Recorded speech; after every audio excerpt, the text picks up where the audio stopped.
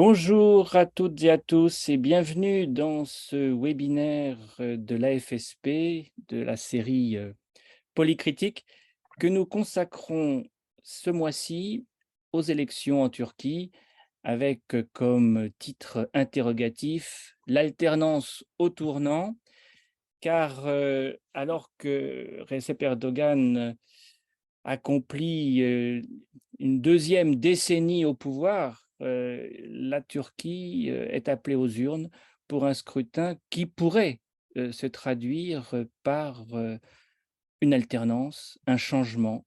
C'est un enjeu considérable et pour la Turquie bien sûr et pour ses voisins et pour l'Europe que nous allons décrypter aujourd'hui grâce à la participation de 4 experts en la matière, expertes et experts en la matière, puisque nous avons la chance d'accueillir aujourd'hui, et je les cite par ordre alphabétique, Bayram Balchi, chercheur aux séries à Sciences Po et au CNRS, Eshel Erlich, docteur en sciences politiques à l'Université libre de Bruxelles, Ahmet İnsel, professeur émérite à l'Université de Galatasaray, et Ayşen Weysal, professeur de sciences politiques et chercheuse associée au CRESPA CSU et aux séries de Sciences Po.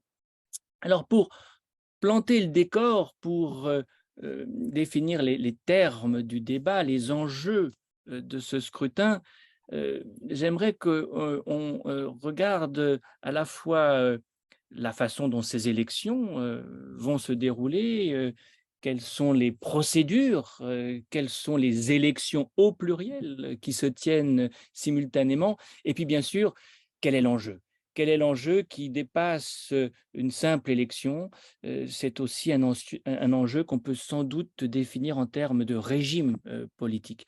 Et donc, pour nous introduire à ces problématiques, eh bien, c'est Ahmet qui va ouvrir le bal par sa propre vue sur le sujet. Ahmet, c'est toi qui nous ouvre le bal ou le Mais- feu, comme tu préfères. D'accord, merci Christophe, merci à vous tous de nous écouter et Série d'avoir organisé, l'Association française de sciences politiques d'avoir organisé ce webinaire. Euh, Évidemment, il y a deux élections qui ont lieu le même jour, le 14 mai, et en France, on n'a pas tellement l'habitude de ces doubles élections, donc il faudrait surtout souligner les particularités. L'élection présidentielle a lieu en Turquie depuis 2014 par suffrage universel. Avant, c'était le système comme la quatrième République, c'est-à-dire le président de la République était élu par une majorité qualifiée au Parlement. Maintenant, le président de la République est élu au suffrage universel, comme le système français, exactement comme le système français. Il faut avoir 50% au premier tour, 50,1% au premier tour, et au second tour, les deux bien arrivés, les deux premiers arrivés au premier tour se présentent aux élections 15 jours après. Donc, 14 mai, le premier tour, et le 28 mai, le second tour. En revanche, ce qui est la particularité du régime qui a été instauré par le parti au pouvoir et Tayyip Erdogan et son équipe, à partir de 2017, le référendum qui a fait des modifications constitutionnelles, il a mis en place un régime présidentiel et en même temps a décidé que les élections législatives auront lieu le même jour que l'élection du président de la République. Et par contre, les élections législatives seront des élections proportionnelles sur liste départementale et à un seul tour par conséquent. Donc, les élections législatives auront lieu le 14 mai, un point c'est tout. Et donc, et au proportionnel, avec un système dit de barrage de dons, c'est-à-dire qui donne un avantage aux les partis qui sont arrivés premiers dans la distribution des restes, etc. Donc, nous allons avoir double élection le 14 mai. Le 15 mai au matin, nous saurons à peu près la configuration du Parlement, qui va plus changer. Et s'il n'y a pas de candidat qui gagne plus de 50% des voix, nous aurons un second tour avec deux candidats dont l'un n'aura pas la majorité parlementaire. Donc, du coup, nous aurons un système en Turquie pour la première fois, parce qu'en 2018, quand ce système a été instauré pour la première fois, Tayyip Erdogan a réussi à passer au premier tour. Et par conséquent, cette situation un peu atypique n'a pas eu lieu. Mais cette fois-ci, il est fort possible qu'il ait lieu et que, du coup, nous aurons une situation qui change un peu, qui inverse la chose par rapport à la France, c'est-à-dire que le résultat des élections législatives va interférer sur les résultats des élections présidentielles au deuxième tour. Hein, le candidat va avoir, un des candidats va avoir la majorité, l'autre non, et puis éventuellement quel type de majorité, et Tayyip Erdogan va probablement utiliser l'argument comme quoi l'opposition constituée autour du candidat Kemal Kılıçdaroğlu va être dépendant de l'appui, du soutien du parti pro-kurde de gauche. Et donc, du coup, pendant 15 jours, on va avoir une campagne énorme, extrêmement pénible, s'il y a un second tour, bien sûr, extrêmement pénible sur les terroristes qui soutiennent, etc., etc. Ça, nous viendrons, mais ça va être un peu particulier ces 15 jours s'il y a un second tour. Alors, c'est une élection qui a une caractéristique, les élections présidentielles du 14 mai ont une caractéristique référendaire, parce que finalement, globalement, les électeurs vont voter dans leur immense majorité pour Erdogan ou contre Erdogan. Et c'est à peu près à égalité. Hein, c'est très court, l'écart entre les deux candidats. C'est 2 ou 3 points pour le moment, pas plus. Et donc, la Turquie est vraiment polarisée sur un vote référendaire, un régime qui s'est mis en place progressivement, un régime autocratique qui s'est mis en place progressivement à partir de l'élection du président de la République par le suffrage universel en 2014, mais qui est devenu officiellement présidentiel à partir de 2018, les premières élections après le changement constitutionnel.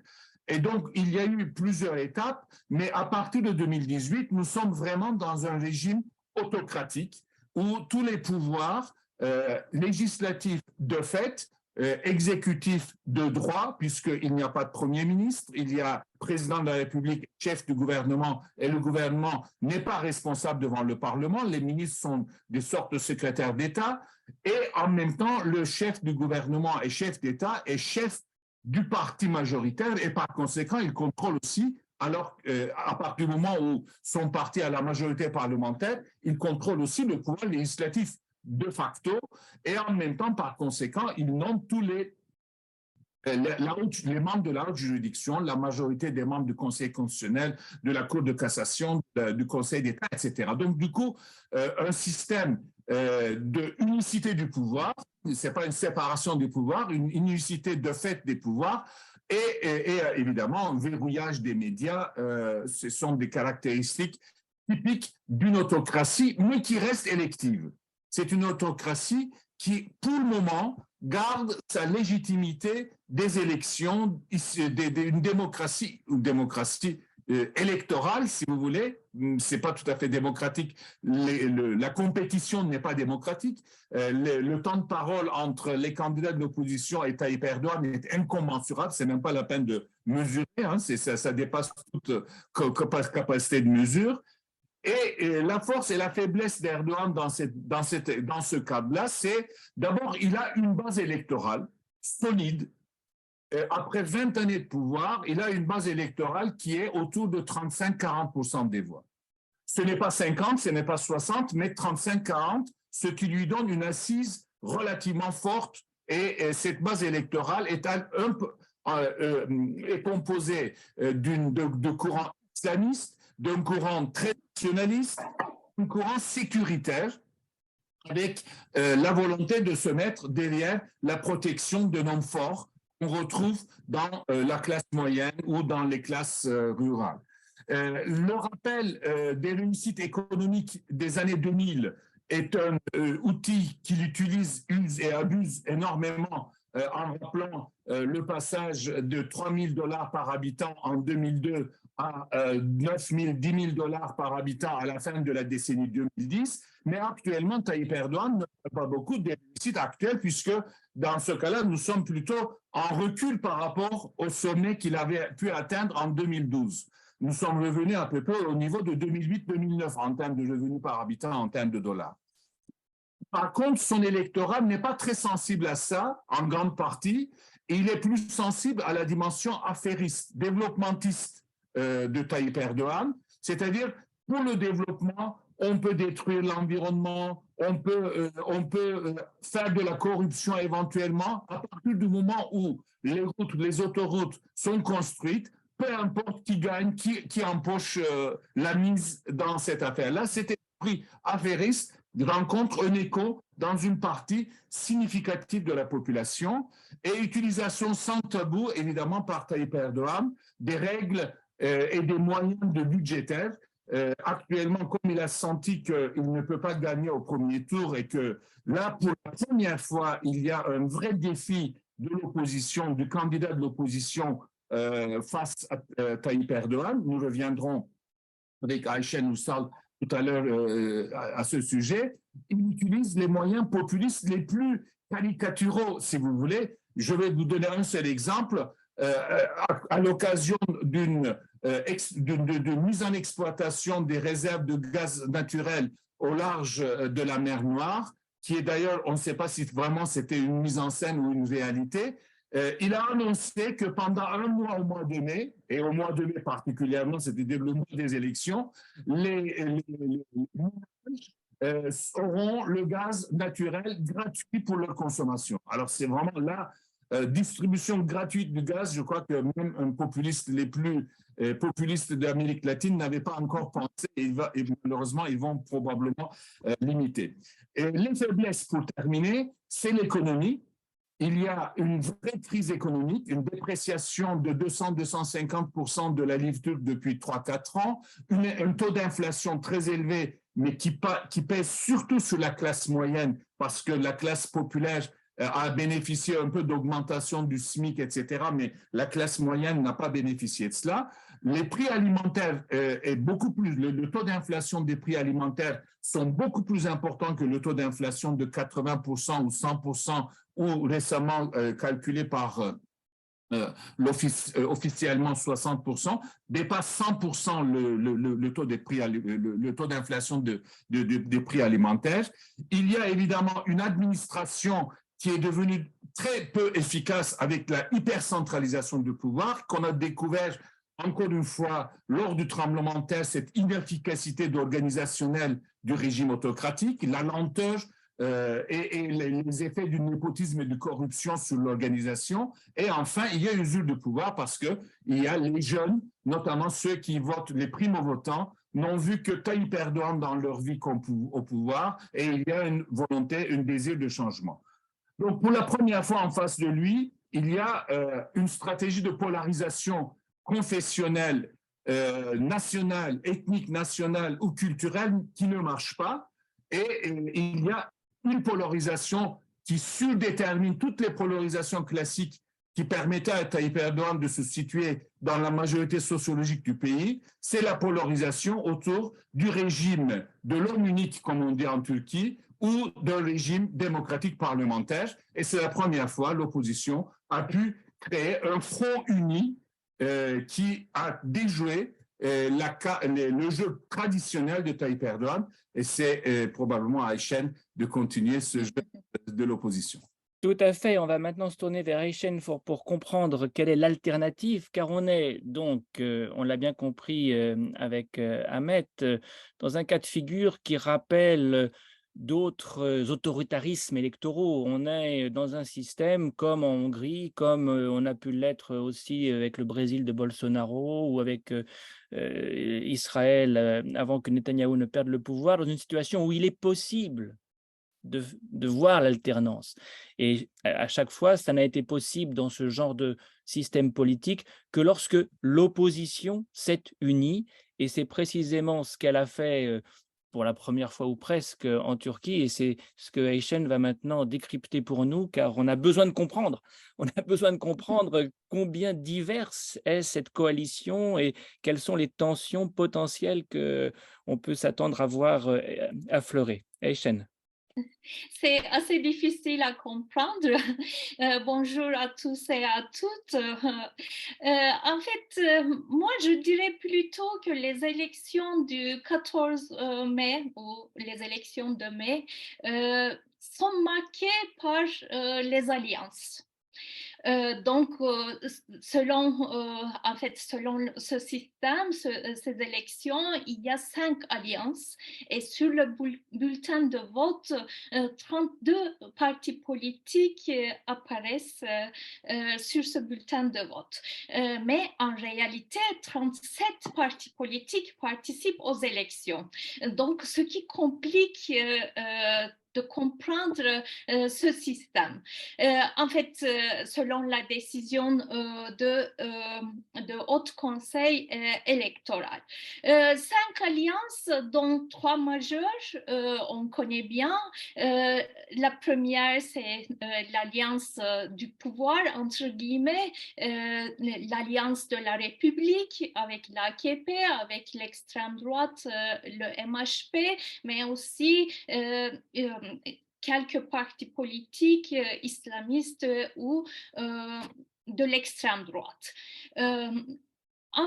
Deuxième alliance, c'est l'alliance de l'opposition. C'est en fait le cas, le figure majeure, c'est le CHP qui fait l'alliance surtout les scissions, entre guillemets, de l'Alliance de la République, je dirais. Surtout deux scissions de l'AKP, par exemple le parti du futur, le parti DEVA, qui veut dire la remède, le parti de la démocratie d'Élan et aussi le bon parti de l'extrême droite. Il y a d'autres partis, mais en gros, au total, il y a 6 partis dans l'Alliance de la Nation, deuxième alliance. Et troisième alliance, c'est l'Alliance du travail et de la liberté, dans laquelle positionne aussi le HDP, qui risquait d'être interdit par la Cour constitutionnelle. Sous le nom de... en fait, il y avait un autre parti politique des Verts et de la gauche. Sous cette entité, en fait, le HDP et une série des petits partis socialistes participent aux élections. Il y a une quatrième de l'extrême droite et cinquième avec une série des petits partis socialistes. C'est assez compliqué, c'est très difficile à comprendre. Et surtout, ces partis font à la fois l'alliance, mais aussi dans le vocabulaire actuel de ces élections, il y a par exemple le composant, l'alliance, la seule liste commune, etc. Dans certains départements, pour les législatives, je parle, ces alliés participent avec des listes différentes. C'est le cas du parti Bon, par exemple, pour l'Alliance de la Nation. En résumé, pour ne pas compliquer encore les choses, ces partis sont à la fois alliés, mais aussi concurrents. Je reviendrai sur 4 ou 5 points pour comprendre surtout ce système très complexe. Premièrement, je vais insister sur ces élections caractérisées par des alliances, mais qui met l'accent sur la démocratie pluraliste et sur la diversité. Il s'agit du pluralisme dans l'unité, j'appelle comme ça. Surtout, par exemple, en sortant de l'aéroport d'Ankara, vous voyez tout de suite les banderoles, les affiches de Tayyip Erdogan, un seul homme, et tout de suite après, vous rencontrez une banderole avec 5 hommes et une femme, la pluralité. Donc, le discours principal de l'opposition repose sur une idée qui peut être résumée ni un seul homme, ni une seule voix. Parce que pendant les meetings en plein air des partis politiques, de l'opposition surtout, sur le plateau, plusieurs hommes, femmes de l'opposition prennent la parole pour s'exprimer. Par exemple, pendant le meeting d'Izmir, 5 leaders plus le candidat de l'opposition ont pris la parole. Donc, surtout l'opposition se repose sur cette diversité. Et sans oublier que les 2 maires de l'opposition du CHP d'Istanbul et d'Ankara participent aussi au meeting et prennent la parole. Donc, pour mieux m'exprimer sur ce point-là, c'est-à-dire la diversité dans l'unité, l'exemple du meeting d'Adana au sud de la Turquie qui a eu lieu hier, Meral Akşener, la chef du Bon Parti, pardon, a pris la parole. Donc, elle a demandé un vote pour Kılıçdaroğlu, le candidat au présidentiel, et un vote pour Meral, pour elle-même, mais elle a rajouté aussi qu'elle demande un voix de chaque famille qui vote pour le CHP. C'est assez démocratique, entre guillemets, parce que c'est un plateau sur lequel il y a la majorité du CHP parce que c'est une ville gouvernée par le CHP, il y a les maires, il y a les dirigeants du CHP et le chef de IY Parti, du Bon Parti demande des voix en sa faveur. C'est assez inédit pour la Turquie. Deuxième point, en fait, il s'agit d'une diversité, mais de l'autre côté, c'est une diversité qui crée des tensions aussi. Surtout, c'est le système électoral qui a été modifié en 2018 et en 2022 qui est à l'origine de ces tensions. Donc, surtout la question de la liste commune ou pas qui crée des tensions. Par exemple, même si le Bon Parti est allié du CHP, de l'Alliance de la Nation, dans plusieurs départements, ce parti présente une liste pour les législatives différente que celle de l'Alliance de la Nation. C'est le cas aussi pour le Parti d'ouvriers de Turquie qui fait partie de l'Alliance du travail et de la liberté. Très brièvement, 2 points encore. Troisième, ce système électoral augmente la capacité de négociation des petits partis au-dessus, au-delà de leur potentiel de vote, surtout avant la formation des listes électorales, mais aussi avant la désignation de candidats pour les présidentielles. Pourquoi? Parce que les petits partis ont la possibilité de profiter d'un financement public qui a été baissé 3%. En fait, les partis qui ont 3% des votes peuvent profiter du financement public. Mais de l'autre côté, il y a un autre enjeu pour affranchir le seuil national qui est 7%. Ils sont obligés de former des alliances. Et quatrième point, l'opposition a l'avantage moral depuis des mois. C'est pas nouveau, depuis des mois, et elle a cet avantage moral.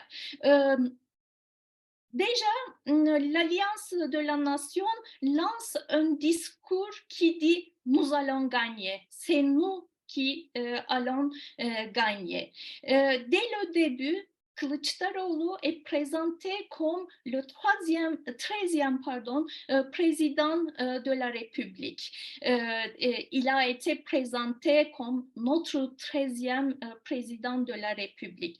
Un discours, une campagne comme il a déjà remporté les élections. Ce qui permet de déstabiliser le pouvoir. Ce discours donne un message fort aux électeurs, surtout aux électeurs indécis, les jeunes et les primo-votants.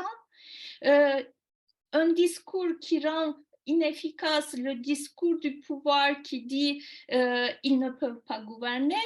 Et enfin, c'est aussi un message à la bureaucratie. Au moins une partie de la bureaucratie n'apporte pas leur soutien ouvert, explicite à Erdogan par peur d'un changement, d'un éventuel changement du gouvernement. Donc, on est, pour terminer, on est face à un pouvoir qui tente à diaboliser l'opposition, surtout je pense aux événements à Erzurum, à l'est de la Turquie, qui a eu lieu il y a 2 jours, parce que en fait, certains dirigeants de l'AKP ont appelé aux gens pour lapider le diable. Le diable, c'est le maire d'Istanbul qui faisait un meeting à Erzurum.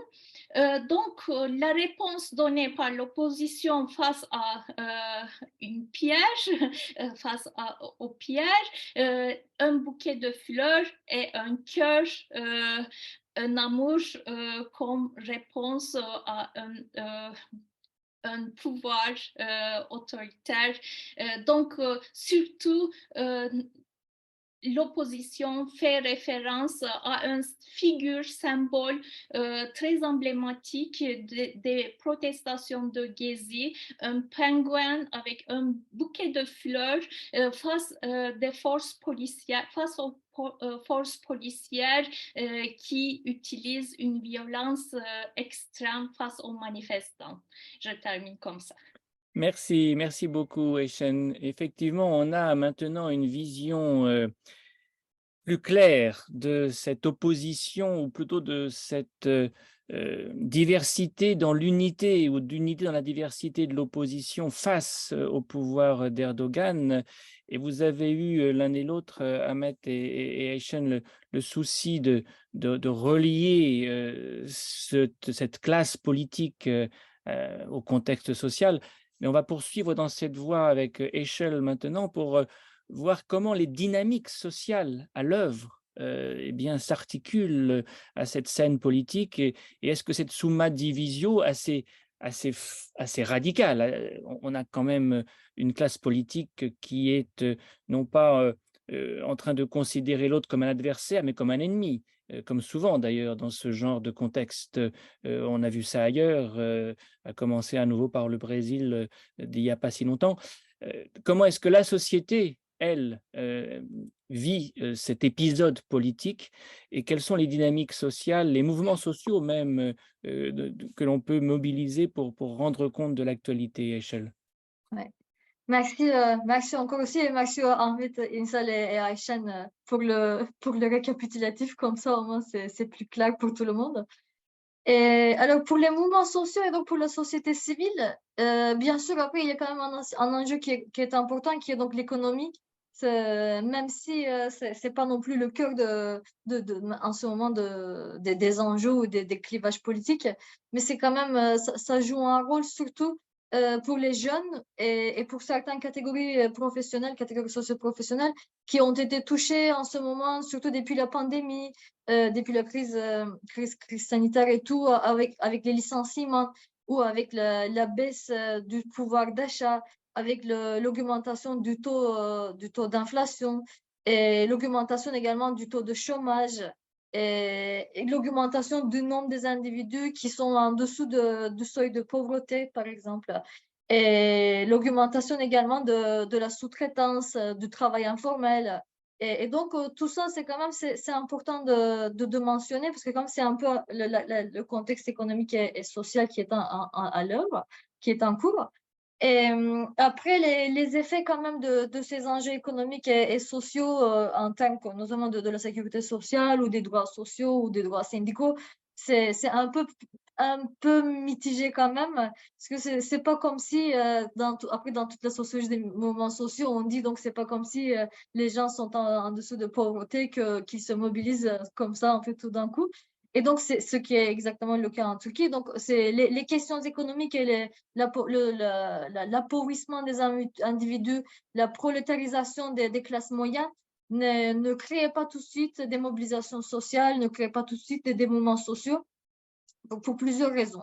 Bien sûr, il y a une raison qui est quand même le contexte déjà répressif. Donc, c'est quand même le 1er mai et à Istanbul, à la place Taksim, est interdit depuis un moment. Et donc, les grèves sont restreintes, sont quand même sont suspendues pour plusieurs raisons. Et donc, même les mobilisations en entreprise commencent à devenir un peu plus compliquées, un peu plus difficiles pour les travailleurs aussi. Donc, c'est pourquoi il y a quand même ça comme enjeu. Et ensuite, de l'autre côté, il y a bien sûr la société civile qui est également aussi polarisée que les alliances qu'on voit. En fait, la raison pour laquelle on a autant d'acteurs, des partis politiques qui sont divisés, c'est parce qu'en fait, la société civile est également polarisée, est également divisée. Pour ce qui, par exemple, concerne, si je donne un exemple du champ syndical, donc du syndicalisme, il y a également donc, les syndicats qui mettent l'accent sur ces différents enjeux concernant le taux de pauvreté, l'inflation, le chômage et les droits syndicaux, donc c'est le taux de syndicalisation. Et donc, qui font pas campagne ouvertement pour soutenir quand même un parti politique en ce moment, mais il y a quand même des implicites, des messages en tout cas qu'on comprend surtout vers plutôt un soutien vers pour les partis politiques qui ne soutiennent pas le gouvernement, vers donc Kemal Kılıçdaroğlu. Et là où au moins en fait finir les élections au premier tour, donc pour qu'il n'y ait pas un deuxième tour après le 14 mai. Et là, il y a également quand même d'autres syndicats et d'autres acteurs sociaux qui sont plutôt en faveur du gouvernement, donc en faveur de l'AKP, et donc en faveur de Recep Tayyip Erdoğan. Et donc, et pour eux, ils ont quand même un autre discours, c'est-à-dire c'est quand même un discours qui ne met pas l'accent ou qui ne met pas le cœur de leur campagne ou le cœur de leur discours, les questions économiques et les droits sociaux et syndicaux, mais plutôt en fait le développement économique, la croissance économique, la grandeur de la Turquie, la stabilité politique qui va continuer si Recep Tayyip Erdoğan est réélu. Et donc, il y a quand même un autre discours et d'autres enjeux qui sont mis au cœur plutôt en fait de leur discours. Donc, c'est pourquoi en fait c'est quand même difficile également de mobiliser surtout en fait les classes populaires, la classe ouvrière surtout, et pour ces raisons de polarisation des syndicats. Et pour d'autres, il y a également quand même des enjeux qui concernent d'autres acteurs ou d'autres plutôt métiers, d'autres catégories professionnelles, d'autres catégories socio-professionnelles. depuis quand même plutôt une bonne quand même dizaine d'années, il y a quand même une migration vers l'étranger, plutôt vers les États-Unis ou l'Allemagne, des médecins ou plutôt des cadres et aussi des travailleurs qualifiés ou des employés qualifiés. Donc des gens qui sont dans des métiers plutôt qui sont considérés comme des métiers donc élites, on peut dire. Donc c'est comme être un médecin, être des ingénieurs et tout. Et donc il y a quand même une migration vers l'étranger il y a depuis un moment. Et donc c'est aussi quand même une question qui quand même, on ne sait pas comment ça va donner comme conséquence, ce que ça va donner comme conséquence, parce que tous ces gens-là qui sont partis maintenant à l'étranger, ils vont voter à l'étranger et leurs votes n'auront pas le même effet sur les pourcentages. Donc ça aussi, peut-être, c'est ce mécontentement concernant les conditions de travail en Turquie et depuis une bonne dizaine d'années, ça va peut-être aussi jouer un rôle, mais c'est pas une mobilisation, mais c'est plutôt en fait c'est quand même un acteur qui peut jouer un rôle important, un acteur social. Et puis bien sûr il y a aussi des chambres des médecins, des chambres d'avocats, des chambres de différents groupes professionnels qui également mettent quand même l'accent sur les questions économiques également pour jouer un rôle au moins dans toute la campagne électorale. Et il y a bien sûr d'autres enjeux que des enjeux économiques. Donc, c'est différents facteurs. Il y a surtout des enjeux identitaires ou ethniques, mais pas seulement ethniques, mais également identitaires. Parce que, bien sûr, en fait, comme Ayşen vient de dire, donc, il y a le parti pro-kurde socialiste donc, qui participe maintenant aux élections dans la même alliance que le Parti ouvrier de Turquie. Et on voit, par exemple, dans cette parti politique, quand même une mobilisation de certains candidats qui sont issus des mouvements sociaux et qui sont des figures importantes des mobilisations de ces 10 dernières années, et que ce soit des candidats ouvriers, par exemple. Il y a des candidats, des travailleurs qui étaient du secteur de métallurgie, par exemple, qui sont maintenant candidats pour devenir députés. Il y a des syndicalistes également, ou des anciens syndicalistes qui sont également candidats pour devenir députés, ou il y a également donc d'autres candidats en fait du côté des travailleurs dans les deux partis politiques.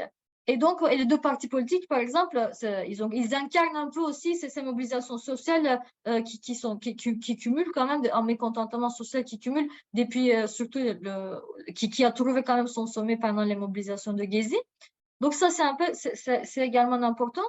Et donc pour les questions ethniques, donc ça joue également un rôle parce que finalement du côté des Kurdes, donc ils vont donc pour le parti pour le parti pro-kurde et qui vont soutenir également donc comme Ayşen disait probablement par des différentes combinaisons qui Kemal Kılıçdaroğlu et donc les questions économiques et les questions ethniques en plus sont cumulées parce qu'en fait on voit par exemple dans le marché du travail quand même une racialisation de certains secteurs d'activité très précarisés, que ce soit la construction navale, donc qui sont quand même où le travail informel, bien sûr. Il y a des travailleurs migrants syriens qui sont arrivés, et il y a des Kurdes aussi qui sont quand même dans certains secteurs d'activité qui sont aussi sous la sous-traitance.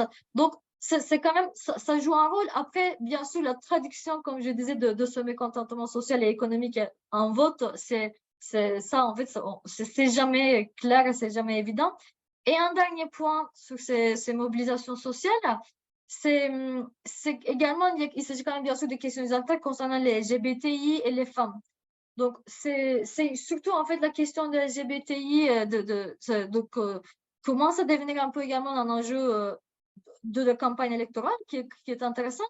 Il y a des candidats LGBTI trans, surtout dans le parti, dans l'alliance Travail et Liberté.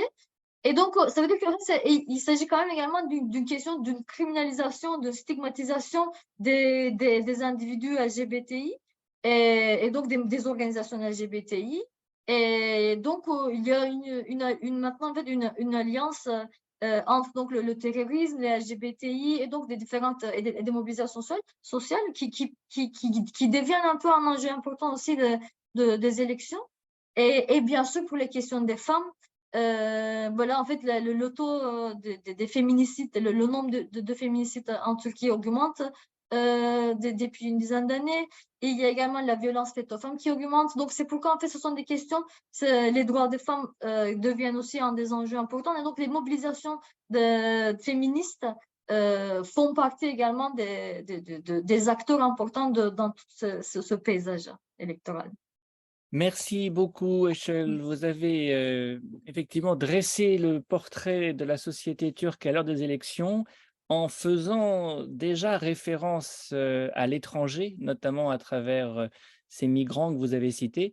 Et on va poursuivre dans cette veine, on va encore élargir la perspective, mais avant de le faire avec Bayram, je voudrais vous inviter tous, toutes et tous, parmi ceux qui nous ont rejoints, à préparer vos questions, à surtout ne pas hésiter à les poser, car nous aurons tout le temps nécessaire pour les examiner, pour y répondre et au-delà des questions, les témoignages, car je vois parmi ceux qui nous ont rejoints, non seulement bien des Turcs, mais aussi des experts de la Turquie. Donc, partagez votre savoir, votre propre appréciation de la situation pour que la conversation soit plus nourrie encore.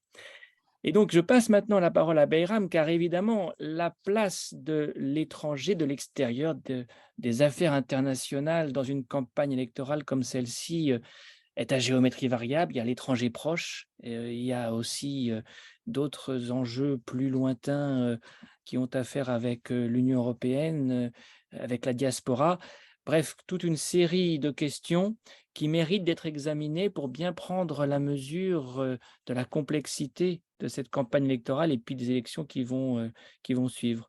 Bayram, c'est à toi. Oui, bonjour cher Christophe. Merci avant tout à la FSP, à Christophe d'avoir organisé ce webinaire. Ça fait très plaisir de discuter, de débattre avec ses amis, ses collègues de longue date. En ce qui me concerne, je vais me limiter à plutôt parler un peu de la politique étrangère et de ce que ça implique de la place qu'elle occupe dans cette campagne et de ce que ça pourrait donner lieu s'il y a une alternance, s'il y a un changement de pouvoir. D'abord, une première constatation, c'est qu'en fait, on a le sentiment en fait, qu'en Turquie, l'électorat, les Turcs sont beaucoup plus sensibles à des arguments de niveau économique, d'économie, de l'inflation, des libertés. La politique étrangère occupe une place, mais pas considérable. Ça, c'est la première. La deuxième, c'est que, mais en même temps, on a le sentiment en fait que les Turcs sont quand même assez sensibles à un discours que Erdogan veut mettre au centre de la campagne, c'est sur le rôle de la Turquie sur la scène régionale et internationale. On le voit, on voit le pouvoir montrer à quel point la Turquie est devenue un pays fort, influent, avec des armements, des drones, avec un porte-avions ou porte-drones. Donc, il essaye, on a le sentiment en fait que Erdogan, il essaie de ramener le débat sur cette question où ils sont beaucoup plus forts que l'opposition, plutôt que sur la question des sociétés, sur les questions sociales, économiques, etc. Parce qu'il sent que l'opposition a beaucoup plus de poids que lui. Ça, c'est la première chose. Et avant d'entrer dans le livre de débat, j'aimerais rappeler un peu les grandes périodes de la politique extérieure de l'AKP. Donc, ça fait quand même 20 ans qu'il est au pouvoir, c'est quand même pas rien. Et en fait, pour comprendre un peu l'évolution de l'AKP, il faut mettre un peu dans le contexte historique. On a le sentiment en fait que l'AKP, que ce soit en politique extérieure ou intérieure, il a fait beaucoup de choses et son contraire. C'est-à-dire que ce soit que ce soit au niveau de politique intérieure, par rapport aux libertés, par rapport à l'économie, par rapport à la laïcité, par rapport à la politique extérieure, il a fait un certain nombre de choses pendant la première décennie de son pouvoir et qu'ensuite, il est revenu là-dessus. Il a même parfois écrasé les choses positives qu'il avait pu mettre en place. Ça, c'est une constante. Ça, c'est quelque chose d'assez remarquable dans la politique d'Erdogan. On a le sentiment, en fait, que son pouvoir, quand il arrive au pouvoir, il a une politique plutôt libérale, pro-européenne, ce qui est assez surprenant pour quelqu'un qui est issu de l'islam politique, avec une politique de réforme, de libéralisation, d'amendement de changement du code pénal turc, d'octroi de liberté aux minorités, etc., et une politique sur la scène internationale assez ouverte, et à tel point qu'à un certain moment, on parlait d'une espèce de modèle turc de développement, de démocratie, de libéralisme, de conciliation entre États, entre démocratie et islam, etc. Mais cette période ne dure pas beaucoup parce que, je veux dire qu'elle se confirme aussi dans les premiers temps des printemps arabes, ça c'est important, les premiers temps des printemps arabes, on a le sentiment en fait que le modèle turc, il marche, il est bien, il fonctionne et que comme on l'avait présenté un modèle turc pour les pays de l'ex-URSS en 91 avec la fin de l'Union soviétique, Alors, ça marche ou ça ne marche pas, la question n'est pas là. Mais toujours est-il qu'il y avait une expérience, un cas d'école turque qu'on proposait. Et la même chose, ça a été le cas avec les printemps arabes dans la première phase. Mais avec le passage de la deuxième phase des printemps arabes, avec l'échec des printemps arabes, on a le sentiment en fait que la Turquie va basculer. Bien évidemment, il y a d'autres raisons, il y a d'autres paramètres, il y a d'autres critères, mais on a le sentiment qu'elle va aussi basculer à partir de là vers une politique beaucoup plus musclée à l'intérieur et à l'extérieur. Et ça, ce sera le début de la deuxième décennie, de deuxième moitié du pouvoir d'Erdogan, qui va entrer dans une politique un discours beaucoup plus arrogant, beaucoup plus vindicatif, beaucoup plus anti-occidental, anti-tout. Et ça, c'est le deuxième mandat, la deuxième moitié du pouvoir de Erdogan. On a le sentiment en fait qu'il se retrouve un peu piégé par sa façon de gérer la diversification, la complexification de la société turque qui devient beaucoup plus diverse, multiple, beaucoup plus exigeante. Et l'exemple type, c'est le moment de Gezi. Donc, ce moment de protestation, on a le sentiment en fait qu'il n'arrive pas à comprendre que même dans un système démocratique, ce n'est pas parce qu'on est majoritaire, qu'on gagne les élections, qu'on peut faire tout ce qu'on veut. Et ça, c'est le point de départ du deuxième Erdogan, si on peut dire. Et par ailleurs, c'est aussi le moment où il y a la rupture, qui pour moi est considérable, la rupture avec le mouvement national kurde lié avec la question syrienne. Ça aussi, ça va accélérer l'autoritarisme de la politique d'Erdogan et aussi l'affichage d'une politique beaucoup plus vindicative sur la scène internationale dans laquelle il se trouve encore, même si depuis quelques mois, depuis quelques années même, on a un sentiment qui revient là-dessus, qu'il est dans une politique d'amélioration, de sortir de la Turquie de son isolement, parce qu'il s'aperçoit en fait que c'est quelque chose qui est problématique pour le pays et que sans améliorer la politique de la Turquie avec des États comme Israël, comme l'Arménie, comme les Émirats arabes unis, l'Arabie saoudite, et peut-être aussi grâce à la crise ukrainienne avec l'Occident, la Turquie ne peut pas se développer normalement. Et ça, c'est quelque chose qu'il affiche, qu'il essaie de mettre en place depuis quelques mois. Alors, j'aimerais parler un peu maintenant sur ce que préconise, qui sera le cas de l'opposition s'il arrive à gagner les élections, une fois si elle accède au pouvoir, ce que sera sa politique. D'abord, je pense que il ne faut pas s'attendre à ce qu'il y ait un changement radical, une rupture radicale en politique étrangère. C'est-à-dire que la politique étrangère de la Turquie, même si l'opposition gagne les élections, sur bien des domaines, il y aura une certaine continuité, parce qu'elle ne peut pas complètement changer la perception des liens entre la Turquie et d'autres pays sur la scène européenne, occidentale, etc. Mais ce qui va changer, c'est-à-dire que d'abord, j'aimerais parler un peu de l'opposition et l'Europe. Ce qui est certain, c'est qu'en fait, et si l'opposition parvient à mettre en place sa politique, sa promesse de rendre le pays plus libéral, de réduire les tensions, d'apporter non pas un complet état de droit, mais une certaine amélioration des conditions de la situation politique, notamment sortie de prison, et peut-être beaucoup plus libérale, je pense qu'elle pourra assez rapidement améliorer les relations avec l'Europe. Mais en tout cas, même si tout ne dépend pas que de l'opposition, ce sera aussi comment l'Europe va se comporter. Mais ce qui est certain, c'est qu'au moins dans le style, dans le ton, dans la phraséologie, il y aura probablement une amélioration. Parce que Erdogan, il avait un discours, il y avait une certaine violence verbale dans sa politique avec l'Europe, et ça, a priori, avec l'opposition, elle va réussir à le changer. Mais de là à croire qu'ils vont réussir à régler tous les problèmes qu'il y a entre la Turquie et l'Europe, bien évidemment, c'est compliqué. On pourra revenir là-dessus tout à l'heure pendant la discussion, si vous voulez, sur les questions qui fâchent, sont toujours là, sur la question de Chypre, sur l'activisme, l'interventionnisme de la Turquie dans certaines régions, en Libye, en Syrie, au Karabakh. Tout ça, ça va rester, et je pense que l'opposition ne pourra pas du jour au lendemain régler tous les problèmes qu'il y a entre la Turquie et l'Europe. Alors, avec les États-Unis, là aussi, c'est-à-dire que Erdogan, qui a des relations vraiment très exécrables avec les États-Unis, je pense que s'il y a un changement de pouvoir, là aussi, les questions ne vont pas se régler du jour au lendemain. Mais là aussi, le ton va probablement changer, mais les questions qui fâchent seront toujours là. C'est-à-dire que les S-400, la Turquie a acheté des S-400 à la Russie, ça c'est quelque chose qui embarrasse les Américains, et ils sont obtus là-dessus, ils ne veulent pas faire de concessions. Les liens qu'il y a entre les États-Unis et les milices kurdes en Syrie, ça aussi c'est une question qui va être compliquée à gérer, notamment dans le bloc de l'opposition, même si la plupart des partis politiques vont essayer c'est-à-dire qu'ils vont probablement maintenir l'armée turque en Syrie parce qu'elle ne peut pas se retirer du jour au lendemain, mais il y aura quand même des dissensions parce que ce serait une question assez difficile à gérer.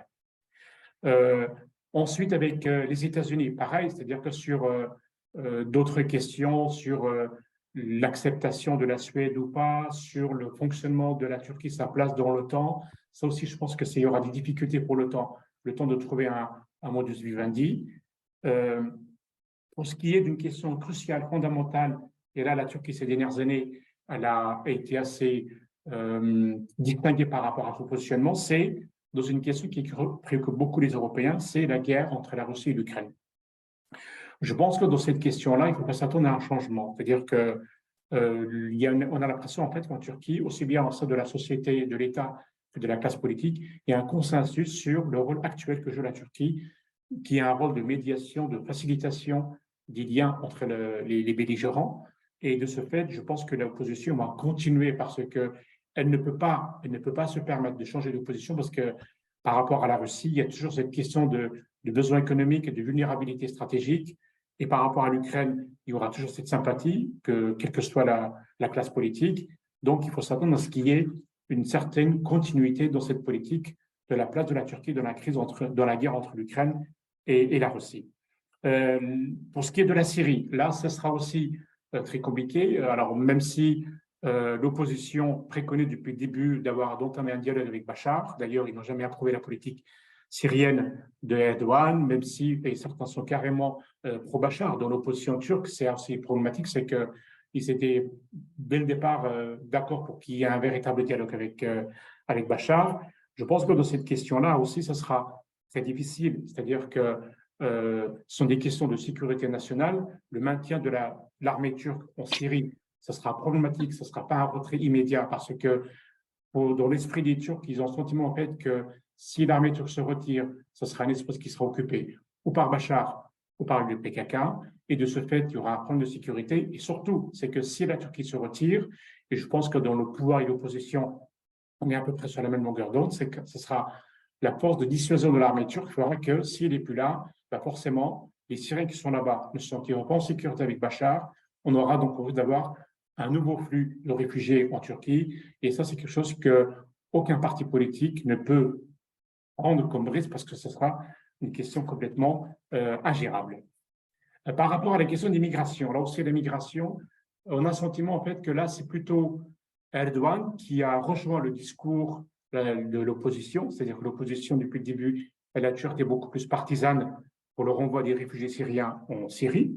Depuis quelques mois, elle est plus modérée dans le sens où on dit qu'on va s'appuyer sur le principe de volontariat pour envoyer les réfugiés syriens en Syrie. Là, depuis qu'il y a une espèce de ressemblance de discours et de pouvoir de l'opposition, mais là aussi, si l'opposition arrive au pouvoir, elle ne pourra pas, ni techniquement, ni idéologiquement, ni sur le principe de l'état de droit, elle ne pourra pas le faire parce que en Syrie, aucun Syrien n'acceptera d'aller en Syrie parce qu'il ne se sentira jamais en sécurité. Mais néanmoins, c'est quelque chose que je trouve sur laquelle, aussi bien le pouvoir que l'opposition, une espèce ils tombent dans le piège de l'électoralisme du discours populiste, parce qu'ils ont le sentiment, en fait, en tout cas, c'est ce que pensent beaucoup de Turcs, c'est que si les réfugiés syriens partent, il y aura une amélioration de la situation économique, alors que ce n'est pas ça du tout, c'est beaucoup plus complexe que ça. Et je dirais même que dans l'intérêt du patronat turc, les Syriens, c'est quand même une bonne affaire parce que c'est une main-d'œuvre qui ne coûte pas cher du tout. En conclusion, parce que j'étais assez long, je suis désolé, on avait dit pas longtemps, donc en conclusion, je pense que s'il y a un changement de pouvoir, il y aura de fortes chances que sur les grandes questions qui fâchent entre la Turquie et l'Occident, il faille du temps pour les régler, ça prendra beaucoup de temps, mais que ce ne sera pas impossible, mais il ne faut pas s'attendre, c'est ce que je dis aussi aux Européens, il ne faut pas s'attendre à ce que du jour au lendemain, il y a la parfaite harmonie de la relation entre la Turquie et l'Europe, ça prendra du temps, c'est compliqué, et tout ne dépend pas des Turcs. Ça aussi, il y a aussi le comportement des Européens qui est important. Est-ce que les Européens vont changer d'attitude si demain l'Europe se gagne les élections? Ce n'est pas certain. Et je pense qu'il faut aussi que les Européens travaillent aussi sur eux-mêmes pour donner aussi une chance à l'opposition sur le pouvoir de réussir le pari et d'apporter le pays vers plus de démocratie parce que les Turcs seuls, ils ne peuvent pas y arriver. Merci beaucoup. Merci à toi, Bayram, d'avoir en plus de cela pris le risque de la prospective, le risque de prévision en cas d'alternance, en tout cas du point de vue de la politique étrangère. Alors les questions commencent à arriver, n'hésitez pas à en ajouter ainsi que vos commentaires, car encore une fois, nombre d'entre vous êtes experts en études turques. Avant d'ouvrir la discussion, je voudrais vous poser, moi, deux questions très courtes, car on a fait le tour des acteurs d'une manière, je trouve, très complète, avec néanmoins deux absents qui le sont sans doute pour de bonnes raisons d'ailleurs hein, de vos présentations, mais ce qui va sans dire va encore mieux en le disant. Pourquoi n'avons-nous pas besoin de parler de l'armée et de parler des milieux d'affaires lorsque l'on relève ainsi les compteurs, lorsque l'on fait ainsi le tour de l'horizon des forces en présence? Ahmet, ces deux acteurs n'ont-ils plus de rôle ou n'ont-ils pas de rôle important dans la Turquie contemporaine?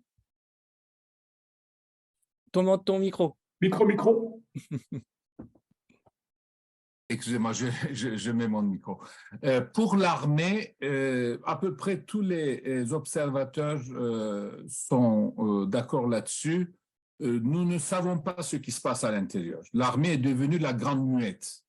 Alors qu'auparavant, l'armée était les chefs des armées, en tout cas les hauts généraux, les hauts officiers, prenaient la parole très souvent, le chef d'état-major particulièrement, mais les chefs des forces armées terrestres ou maritimes, Naval.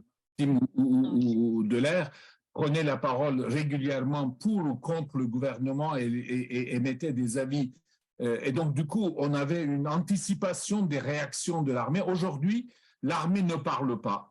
À telle enseigne que si on vous demandait à quelqu'un dans la rue à Istanbul ou à Diyarbakır le nom du chef d'état-major, probablement il ne saura pas vous dire, ce qui est une première depuis très longtemps en Turquie.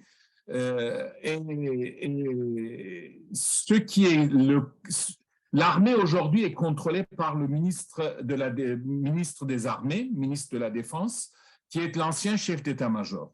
Et lui, il est totalement impliqué dans l'équipe de Tayyip Erdogan. Donc, l'armée parle par le ministre de la Défense, ce qui n'est pas une mauvaise chose, mais le ministre de la Défense est totalement engagé dans une logique de hiérarchie militaire. C'est l'ancien chef d'état-major.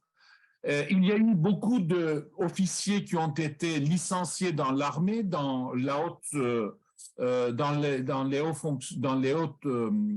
fonctions de l'armée aussi.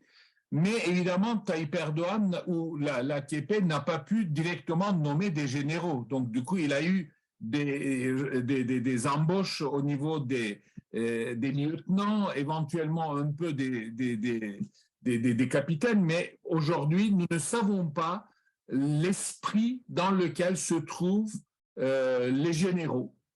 Est-ce qu'ils sont pour Tayyip Erdogan? Ils sont contre Tayyip Erdogan? En tout cas, ils sont très fiers de la politique de Tayyip Erdogan de démonstration de force sur l'industrie d'armement en Turquie, évidemment, parce que cela donne en même temps une force à l'armée turque, mais en même temps, ils sont probablement beaucoup plus au courant de nous de la démonstration un peu factice aussi de ces derniers temps. Donc, l'armée, nous ne savons pas. En revanche, les milieux d'affaires sont divisés. Là, peut-être Ayşen et Işıl auront plus d'informations. Les milieux d'affaires sont divisés. Le grand patronat classique, traditionnel, est contre Tayyip Erdogan et le fait sentir, le TÜSİAD, avec des précautions que prennent toujours les hommes d'affaires, comme d'habitude. Le patronat moyen, les chambres de commerce et d'industrie sont très partagées. Il y en a qui sont pour Tayyip Erdogan ouvertement, d'autres sont plus réservés. Ce qui inquiète le plus le patronat moyen et les petites et moyennes entreprises, c'est peut-être dans l'opposition il y aurait une certaine cafouillage, un tiraillement dans les traditions entre l'étatisme, entre guillemets, de la tradition républicaine et le libéralisme représenté par Babajan. Mais aujourd'hui, au jour d'aujourd'hui, l'Alliance de la Nation a réussi à mettre en avant surtout une promesse d'un retour au calme et à la rationalité. Mais tout le monde sait, et le patronat encore plus que peut-être l'électorat moyen, c'est que si jamais Tayyip Erdogan perdait le pouvoir, l'opposition aura d'énormes difficultés à gérer pour sortir de l'état très critique de l'économie. Et si Tayyip Erdogan gagnait, les choses ne seront pas mieux. Ouais. Donc, du coup, le patronat est surtout très inquiet sur, non pas après Erdogan ou avec Erdogan, mais après les élections. Là, ce sera le retour de la réalité, puisqu'on ne peut plus continuer éternellement sur les promesses électorales et des distributions budgétaires. Rachel et Aïchen, sur ces questions, des compléments, des ajouts? Aïchen, si tu veux prendre la parole. En fait, très court, peut-être on peut rajouter que même parmi le patronat proche à l'AKP, il y a des jeunes importants, c'est-à-dire au début, l'AKP partageait le gâteau aux gens, au plus large, comme on dit, parmi ces milieux patronaux, mais depuis certaines années, depuis quelques années surtout, le partage du gâteau est très restreint parmi juste un certain nombre de patronats. J'ai fait des entretiens avec des hommes d'affaires qui étaient proches à l'AKP, mais maintenant qui pensent voter pour le CHP parce qu'ils ont ils sont gênés par la corruption, surtout dans ces milieux, pour obtenir surtout des affaires. Oui, bien sûr. Pour compléter aussi dans la même ligne, c'est bien sûr après le taux d'inflation et le taux de change jouent aussi un rôle. Et pour les hommes d'affaires, bien sûr, la prévisibilité et tout, c'est aussi important. Et donc, et là, dans une situation où le taux de change varie d'une journée à l'autre et l'inflation varie d'une journée à l'autre, c'est assez important quand même pour les hommes d'affaires. Moi, j'avais vu qu'il y avait l'association des commerçants, des exportatrices qui n'était pas content, en fait, qui avait exprimé, par exemple, son mécontentement de la situation économique et de cette imprévisibilité, de cette incertitude, qui finalement joue un rôle aussi pour les investissements étrangers et donc et pour les échanges, pour le commerce. Et donc, ça joue un rôle aussi concernant l'opinion des hommes d'affaires. Bien sûr. Merci. Alors, de nombreuses questions, une demi-douzaine de questions sont arrivées dans la boîte questions-réponses. La moitié d'entre elles concernent la politique intérieure et l'autre moitié la politique extérieure. Donc, je vous propose de commencer par les questions de politique intérieure et de société. Nathalie Duclos, secrétaire générale de la FSP, vous demande d'éclairer notre lanterne à propos de deux électorats décisifs, semble-t-il, dit-elle, les jeunes et les femmes. Pensez-vous qu'ils pourraient contribuer à la défaite d'Erdogan?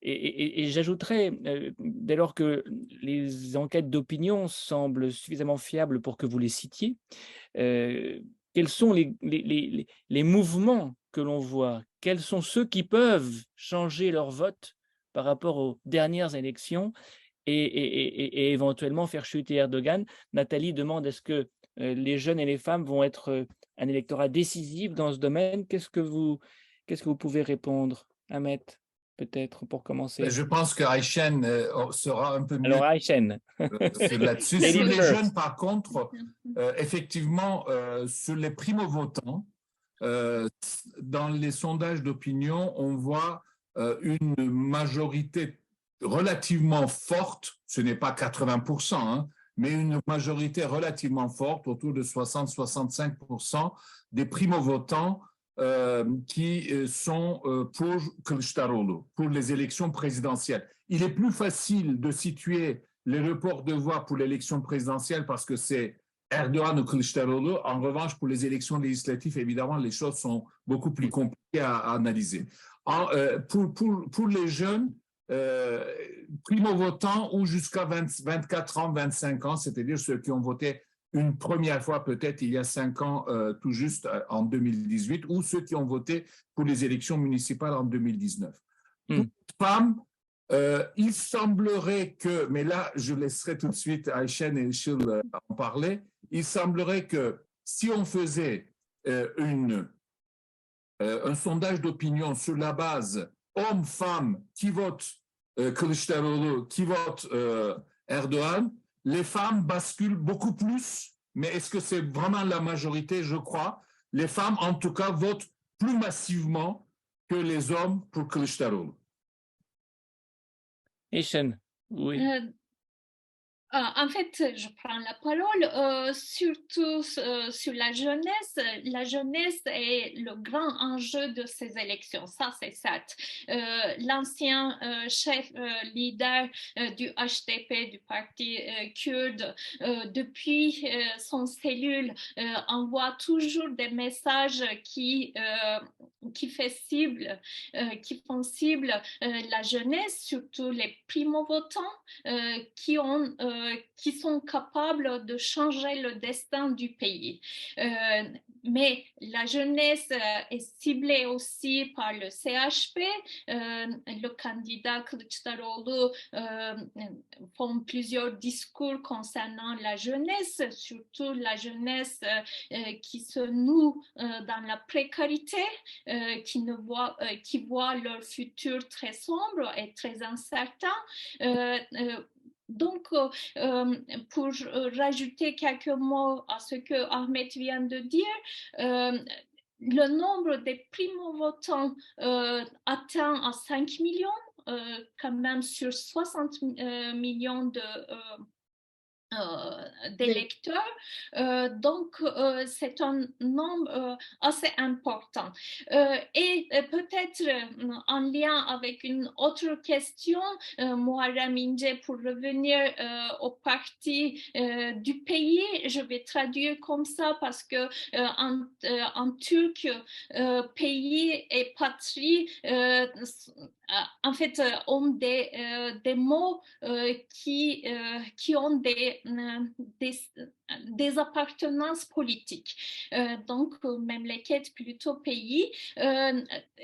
J'ai oublié de parler, il y a 4 candidats pour les présidentielles. Muharrem İnce, le leader du parti de pays qui est une scission du CHP, fondé récemment. Il a réussi d'attirer une partie de cette jeunesse. En fait, ces votes ne dépassent pas de 2% selon les sondages. Moi, j'estime encore moins. Mais la jeunesse qui ont entre 18 et 25 ans quand même ont un certain intérêt vis-à-vis de ce candidat. Surtout, ils se réunissent sur une position contre le mouvement kurde. Qui sont en fait affectés par le discours du pouvoir qui dit CHPKK, donc qui fait une fusion entre le CHP et le PKK, donc pour désigner l'opposition comme terroriste qui fait des liens entre les deux. Pour les femmes, juste pour ne pas monopoliser la parole, on sait très bien que le mouvement féministe en Turquie est très fort et ces dernières années, surtout les politiques, mais aussi les discours d'Erdogan ont beaucoup ciblé les femmes. Donc, il y a un pas en arrière en ce qui concerne les droits des femmes. Donc, les femmes peuvent être décisive aussi pour le changement du pouvoir. Merci. Alors, sur ce point, un commentaire d'un spectateur anonyme. Les études électorales montrent que le soutien des femmes conservatrices, qui furent longtemps un pilier de l'électorat d'Erdogan, pourrait ne pas lui être totalement acquis. Donc, c'est l'une des choses qu'évidemment vous scruterez lorsque les sondages sortis des urnes seront disponibles, car cela ne manquera pas de vous intéresser que d'expliquer le résultat final. S'il n'y a pas d'autres demandes de prise de parole à propos de l'autre question de politique intérieure qui concernait donc Inche et le Memleket Partisi, on peut passer aux questions relevant de l'extérieur, qui sont nombreuses, et c'est sans surprise une source d'interrogation que de savoir quelle est la politique étrangère de la Turquie aujourd'hui et demain. Et Nathalie Duclos, à nouveau, demande quel rôle la Turquie joue-t-elle dans le contournement des sanctions européennes si Erdogan perd le pouvoir, sanctions européennes vis-à-vis de la Russie, bien sûr. Est-ce qu'on a des idées quant à la façon dont une Turquie gouvernée par ceux qui sont aujourd'hui dans l'opposition se comporterait? Je vous liste 2 ou 3 questions pour que vous puissiez chacun répondre en fonction de vos inclinations personnelles. Une autre question concerne la diaspora qui fait partie de l'extérieur, bien sûr, et qui est un acteur important. Une rixe, dit un spectateur anonyme, a impliqué lundi presque 300 personnes dans un bureau de vote aux Pays-Bas pour les élections turques. Une rixe similaire a aussi éclaté il y a une semaine à Marseille autour d'un bureau de vote entre partisans et opposants au président turc. C'est donc une élection sous tension jusqu'à l'étranger. Cela a-t-il déjà été le cas dans le passé? Cela est-il nouveau? Comment l'interpréter? Et puis, une dernière question sur l'international qui nous vient de Marcelo de Almeida, qui nous suit depuis le Brésil, depuis en tout cas une affiliation brésilienne de l'université de Pernambuco. Turquie et Brésil tentent depuis quelques années déjà à se faire entendre dans l'échiquier politique mondial. Les dernières élections présidentielles au Brésil ont conféré à Lula un 3e mandat et pari passu plutôt, l'espoir d'une insertion internationale aux côtés des démocraties occidentales. Or, ces propos ambigus récents sur la guerre entre la Russie et l'Ukraine semblent surprendre ses partenaires. Ma question, la politique étrangère d'Ankara peut-elle vraiment changer si Erdogan n'est pas réélu? Ça nous ramène à la question de Nathalie Duclos sur l'attitude que Ankara aurait vis-à-vis de la Russie et a déjà. Et donc, on a 2 questions tout à fait importantes concernant à la fois cette question de la diplomatie turque vis-à-vis de la Russie et d'autre part la diaspora. On reviendra ensuite aux questions qui viennent de s'ajouter à celles qui étaient déjà là. Qui veut offrir une première réponse? Bayram? Oui, alors je vais être assez bref et aussi je passe sur le contrôle de mes camarades. Par rapport à la politique étrangère, est-ce qu'il y aura un changement? Moi, il me semble qu'il y aura peu de changements. C'est-à-dire que certaines questions importantes, sont des questions de sécurité et d'intérêt national et sur lesquelles l'opposition ne peut pas se permettre. D'abord parce qu'elle pense pareil, même si elle le dit pas ouvertement, et ensuite parce que c'est l'intérêt de la nation qui font que dans la crise en Ukraine, elle aura la même position, en Syrie aussi, avec les États-Unis, probablement la même attitude. C'est peut-être avec l'Europe que le style, le ton va changer, mais sinon, globalement, il n'y aura pas de révolution complète dans la politique extérieure turque, parce que, évidemment, à un moment, Erdogan, il avait une politique un peu idéologique, c'est-à-dire il y avait une part idéologique de son truc. Ça ça a disparu même avec lui, c'est-à-dire qu'il n'y a plus le concept idéologique parce qu'il raisonne en pur pragmatique, en fonction des besoins. On a senti en fait que sur 20 ans, il n'a pas une, mais plusieurs idéologies. En fonction des besoins du moment, il va se comporter en islamiste ou nationaliste, etc. Donc, du coup, ça, je pense que c'est le pragmatisme qui a été sa politique et l'opposition va aussi continuer à raisonner d'une manière intérieure de la nation, donc il n'y aura pas de changement majeur. Pour ce qui est de la question, à un moment, on parle de négociations avec l'Union européenne sur l'accord de 2016 et de lien par rapport aux réfugiés syriens.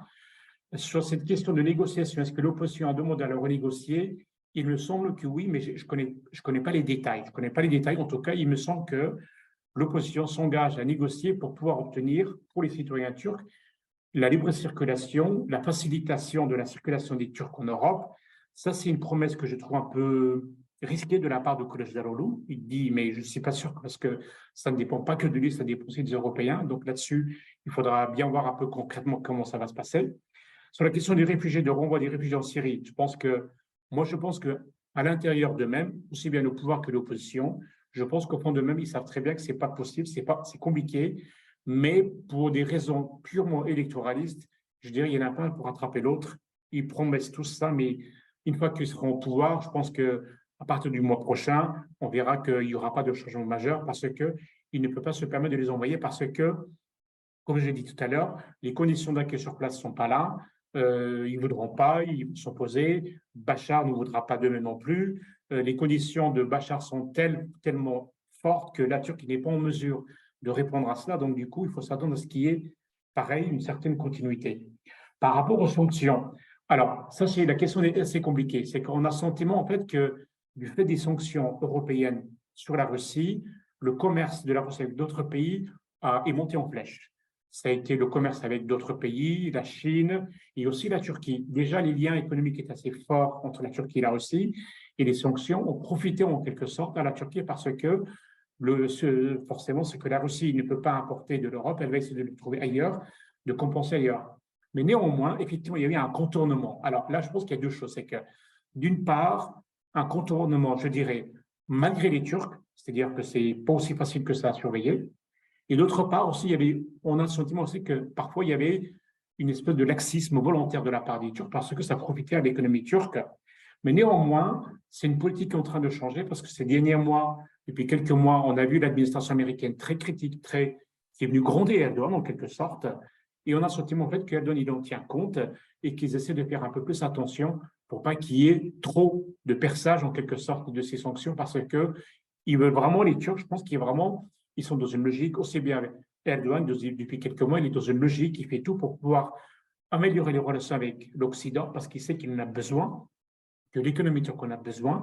Il sait que les tensions ces dernières années ont beaucoup, beaucoup creusé le fossé entre la Turquie et l'Occident, mais au fond de lui-même, il sait très bien qu'il en a besoin. Donc, du coup, il fait tout pour faire plaisir aussi aux Américains. Et on a le sentiment, en fait, que dans le jeu d'équilibrisme que joue la Turquie entre la Russie et l'Ukraine, de plus en plus, il penche davantage vers l'Ukraine que vers la Russie, même si les liens avec la Russie vont continuer parce que la Turquie ne peut pas faire autrement. Par rapport à la diaspora, les tensions qu'il y a, moi j'habite à Bordeaux, d'habitude je craignais beaucoup les tensions parce qu'il y a une très forte communauté turque, originaire de Turquie, entre Turcs et Kurdes. J'avais peur qu'il y ait des tensions. En fait, non, il n'y en a pas eu. Mais pourtant, il y avait beaucoup de monde au consulat, il y a une très forte diaspora. Mais je pense que les tensions ne sont pas une surprise parce qu'on a une société turque qui est très polarisée sur tous les niveaux, au niveau confessionnel, ethnique, etc., au niveau politique, et que les originaires de Turquie, même s'ils sont intégrés, assimilés, ils restent quand même très liés à la Turquie. Et de ce fait, ce qui se passe en Turquie, ça les intéresse. Donc, effectivement, les divisions, les clivages, les bagarres qu'on peut avoir en Turquie, on les constate ici aussi en Europe. Pourtant, malgré le fait que, par rapport aux dernières élections, là, les partis politiques n'ont pas fait campagne, pas beaucoup. En tout cas, j'en ai vu très peu. Ils ont préféré ne pas en faire parce qu'il y avait déjà des relations tellement compliquées avec l'Europe, et les Européens n'en voulaient pas. Mais malgré ça, on a des Turcs qui sont rattachés, qui sont très liés, très sensibles à ce qui se passe en Turquie. Donc, effectivement, ça crée des tensions des fois. Merci beaucoup. Merci à toi. D'autres commentaires, remarques sur ces questions, en réponse à ces questions? Peut-être sur la question sur la diaspora, en tant qu'électrice de diaspora depuis un moment, donc c'est juste pour dire que, pour répondre à la question, ce n'était pas toujours le cas, mais c'est pour plusieurs raisons, parce que le vote des étrangers de Turquie, c'est récent déjà. Donc ça, c'est quand même un premier point.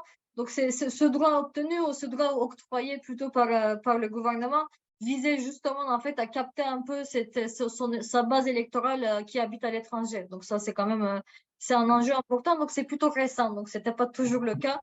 Et comme la tension monte, comme Bayram disait, donc comme la tension monte en Turquie, ça a quand même bien sûr des répercussions à l'étranger, parce qu'en fait, avec quand même la polarisation de deux cas de côté, finalement, ça a quand même des conséquences également ici, en Europe.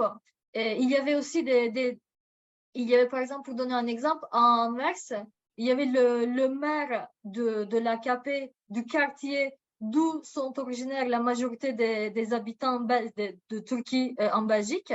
Il est venu au consulat à Anvers pour un peu aussi mobiliser ses électeurs, ses compatriotes, donc pour voter pour l'AKP. Et là, ça a créé également des tensions. Il y a eu également des tensions au sein du consulat à Anvers. Et donc, ça veut dire quand même que même les enjeux qui sont locaux, qui sont comme nationaux, ont quand même également des conséquences en Europe. Et donc, c'est pourquoi, comme c'est le vote, ça commence à devenir un peu tendu.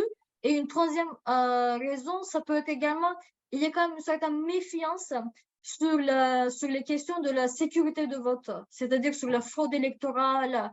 Est-ce que mon bulletin de vote va arriver en Turquie? Est-ce qu'il sera rendu, est-ce qu'il sera en fait pris en compte?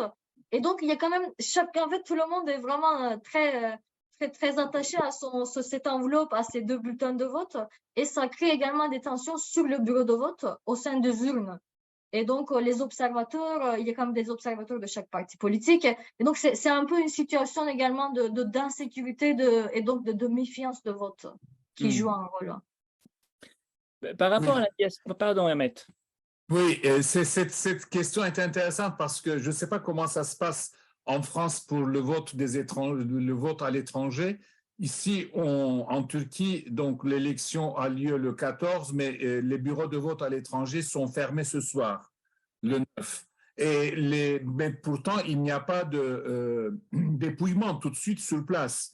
Donc, les bulletins seront scellés et seront envoyés en Turquie et ils seront dépouillés à partir de 17h le 14 au soir, exactement dans les mêmes conditions que le vote sur place. Donc, du coup, effectivement, il y a une soupçon comme quoi, entre le 9 et le 14, qu'est-ce qui vont devenir ces sacs de bulletins qui sont partis en Turquie? Ouais. Et qu'est-ce qu'ils ne vont pas changer, etc., etc. Donc, il y a une énorme tension.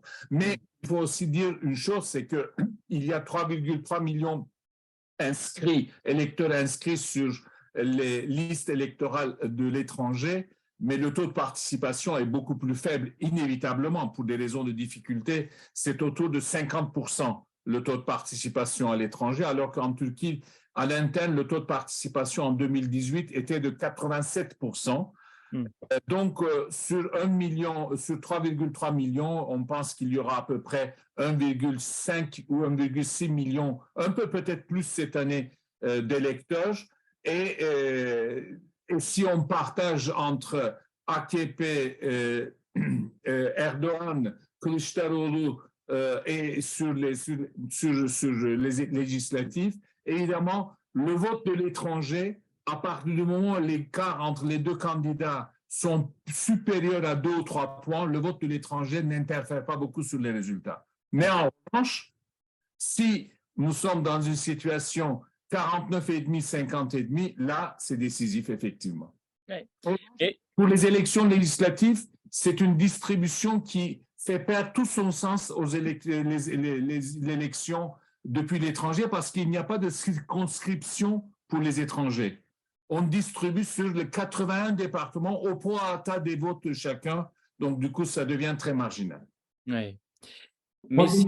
Ahmed, pardon, excuse-moi. Je réagis, c'est que Ahmed connaît ces questions mieux que nous. C'est-à-dire que, supposons que les votes pour un parti politique ici, dans la diaspora, arrivant en Turquie, le parti décide à sa façon de le répartir entre les provinces. Non, c'est le Conseil supérieur électoral qui réunit l'ensemble des votes venus de l'étranger. Comme tu as pu voir, Bayram, à l'étranger, on vote pour tous les partis, alors que dans les départements, tous les partis ne se présentent pas aux élections. Donc, à l'étranger, on vote pour tout ce qui est candidat à l'échelle de la Turquie. Et après tous ces votes, disons par exemple pour AKP, il y a 800 000 voix qui viennent de l'étranger. Ces 800 000 voix seront distribuées proportionnellement au vote d'AKP au niveau local à tous les 80 départements, 87 circonscriptions en Turquie. Ils vont être proportionnellement aux voix de AKP dans chaque département, seront distribués. Donc, ce n'est pas les partis qui décident, non. D'accord, ok. Il nous reste 5 minutes et j'aimerais vous demander de vous mouiller en quelque sorte. Mais en vous posant une question qui ne serait pas qui va gagner. Vous pouvez nous dire votre pronostic, mais ma question serait plutôt, si Erdogan perd, qu'est-ce qu'il fait? Est-ce qu'il accepte la défaite? Est-ce qu'il quitte le siège du pouvoir qu'il occupe depuis 20 ans ou pas? Et qu'est-ce qui se passe éventuellement? Alors, je vois une main qui s'est déjà levée. Bayram, tu as la réponse. Je lève la main parce qu'en fait, cette question m'est posée par tout le monde. Bah oui. Moi, mon sentiment, c'est que Erdogan, il va reconnaître sa défaite. Moi, je suis tempérament optimiste. Il va reconnaître sa défaite. Il partira. Il ne peut pas faire autrement. Et d'ailleurs, si on regarde sa carrière politique, il a toujours été respectueux du choix des urnes. Sauf à Istanbul, et justement, c'est révélateur, en 2019, côté des élections municipales, où son parti a perdu, avec un score très, très, très faible. Et je me souviens très bien, à l'époque, j'habitais à Istanbul, sa première réaction a été de reconnaître la défaite. Ensuite, assez rapidement, il a subi des pressions de son entourage, et ils ont organisé les élections, ils ont refait les élections, et là, la défaite a été beaucoup plus cuisante. Donc, de ce fait, m'appuyer sur ça, m'appuyer sur sa vision des élections, sur le fait qu'ils ont essayé et que ça n'a pas marché, et qu'ils ont perdu d'une manière beaucoup plus lamentable. Donc, a priori, je pense qu'il va accepter sa défaite. Et puis aussi, c'est que, et ça, Ahmed, il peut m'expliquer mieux, c'est que le nouveau système fait que, même s'il perd les présidentielles, il aura quand même des leviers, parce qu'il me semble que son parti aura quand même 35-40% des voix. Donc, ça donnera des leviers probablement pour rester encore, pour avoir un rôle politique. Et de ce fait, je pense qu'il ne sera pas complètement fini. Oui, alors ça ouvre encore une autre perspective, c'est celle de la cohabitation, qui est un terme que nous utilisons en France. Ahmed. La cohabitation est peu probable parce que cela signifierait que la coalition d'alliance du peuple, c'est-à-dire l'alliance autour de Tayyip Erdogan, dispose plus de 300 députés, c'est-à-dire 300 sur 600. Mais probablement, ils vont rester au niveau de 270-280. En revanche, l'alliance de la nation de Kılıçdaroğlu n'aura pas non plus la majorité parlementaire. Et c'est à ce niveau-là que les choses deviennent un peu compliquées, comme je disais dès le départ. En revanche, pour ce qui est Tayyip Erdogan, là, je vais vous parler en tant qu'engagé politiquement, si vous voulez. Nous préférons en Turquie, en tout cas, mon camp politique préfère en Turquie ne pas poser cette question aujourd'hui. Parce que poser cette question aujourd'hui, c'est d'émettre l'hypothèse éventuelle que Tayyip Erdogan et ses affidés ne puissent tricher d'abord et deuxièmement, éventuellement, ne pas reconnaître les résultats. Et dans ce cas-là, nous passons dans une autre Turquie que nous ne connaissons pas. Et ce chaos peut faire peur à un électorat hésitant. Très bien. On comprend. Ce que nous devons faire en tant qu'opposition, puisque je suis engagé personnellement, c'est d'abord gagner les élections. Si on gagne les élections et si Tayyip Erdogan ne refuse de reconnaître que l'opposition a gagné les élections, de toute façon, nous serons dans une toute autre Turquie et tous les moyens de lutte contre cela, nous ne pourrons pas en décider aujourd'hui. Très bien. Echel et Aïcha, le mot de la fin. En fait, je veux bien rajouter un discours qui fait partie de la campagne électorale ces derniers jours, un discours surtout du ministre de l'Intérieur qui disait que les élections du 14 mai est un coup d'État soutenu par les pays étrangers pour renverser le pouvoir de l'AKP. Donc, ça, c'est important aussi pour réfléchir sur les pays étrangers aussi, le rôle des pays étrangers sur les élections de mai. En fait, je pense qu'au Mohamed, il ne peut pas poser cette question parce que je viens de rédiger un article pour l'AOC qui va paraître aujourd'hui ou bien ces jours-ci. J'ai bien insisté sur les politiques, sur la campagne qui repose sur la politique de peur des inquiétudes de l'AKP. En fait, l'AKP profite bien des inquiétudes qui sont présentes dans la société pour surtout rassembler plus de votes en sa faveur.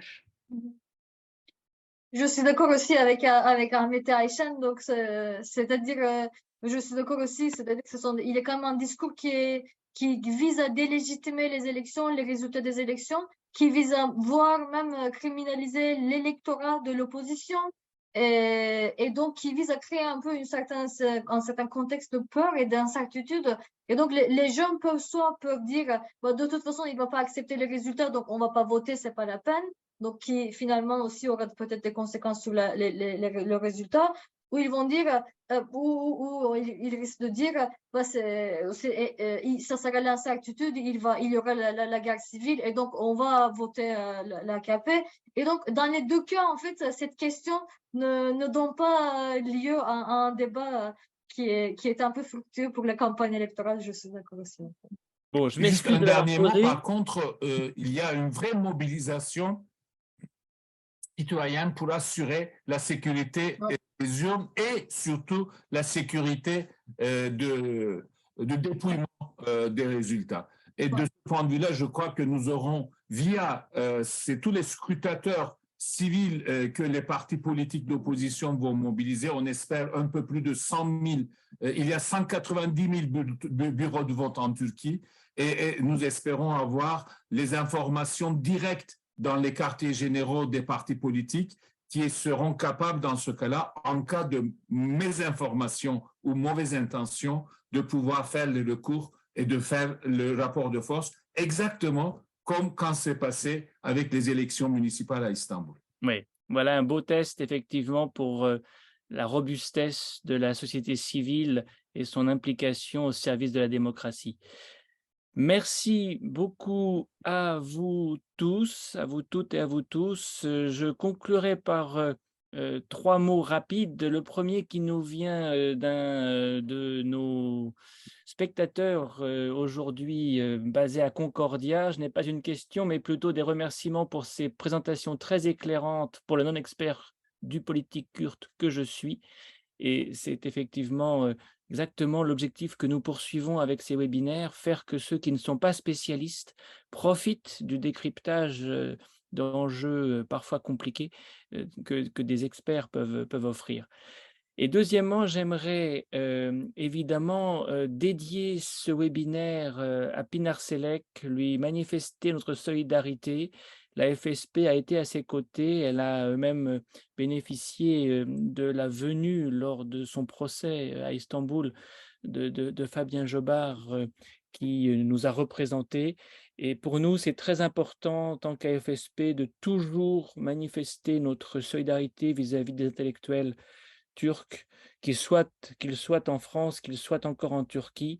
Et je ne voulais surtout pas ne pas saisir cette occasion pour le rappeler. Et puis le dernier mot, cette fois-ci, c'est vraiment le mot de la fin, eh bien, c'est bien sûr que nous allons suivre d'une manière très précise ce qui va se passer la semaine prochaine et que nous allons vous lire, Eichen à coup sûr, bientôt dans AOC pour avoir le décryptage par l'écrit et puis vous aurez d'autres articles, je suis sûr, publiés dans les médias car il est très précieux de continuer de bénéficier ainsi de votre éclairage. Donc on a des élections qui vont durer encore quand même, a priori, quelque temps et nous ferons en sorte d'en rendre compte autant que cela est possible à travers le site de la FSP notamment. Merci encore à vous tous et à vous toutes et bonne soirée dans l'attente de ce scrutin à enjeu au pluriel et avec une majuscule. Merci à vous aussi. Au revoir. Merci. Au revoir. Au revoir. Au Au revoir. revoir.